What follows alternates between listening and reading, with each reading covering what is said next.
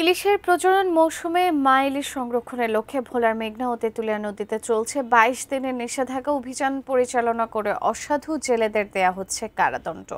ভোলার তুলাতুলি এলাকা থেকে সরাসরি যুক্ত হচ্ছেন আমাদের প্রতিনিধি মোহাম্মদ মঞ্জুর আলম। মঞ্জুর, এই যে ২২ দিনের নিষেধাজ্ঞা জেলেরা আসলে কতটা মানছেন এবং এই ব্যাপারে আসলে কতটা কড়াকড়ি অবস্থান করা হচ্ছে বা কতটা নজরদারির মধ্যে রয়েছে সে বিষয়ে জানাবেন আমাদের।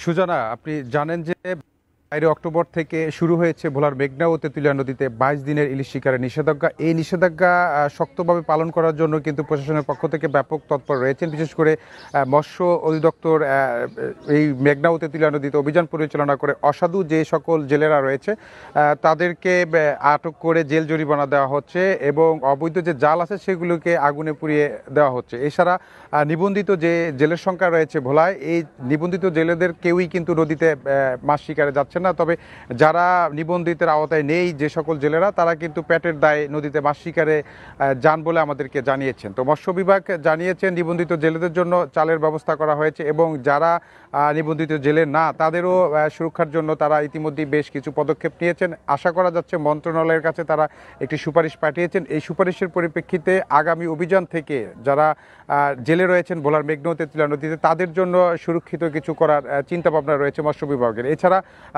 কোস্ট নৌ পুলিশ এবং পুলিশের সদস্যরা কিন্তু রাত দিন ২৪ ঘন্টা এই ভোলার মেঘনা ও তেঁতুলিয়া নদীতে টহল জোরদার রেখেছেন, অবৈধভাবে যাতে কেউ মেঘনাতে এবং তেঁতুলিয়াতে ইলিশ শিকার করতে না পারেন সেই বিষয়টিও কিন্তু তারা নজরদারিতে এনেছেন। তো সব মিলে বলা যায় যে এবারের অভিযান খুব কঠোরভাবেই পালন করা হচ্ছে। মা ইলিশের প্রয়োজন রক্ষার্থে ইলিশ উৎপাদন বাড়ার জন্যই কিন্তু এই অভিযান তারা পালন করছেন।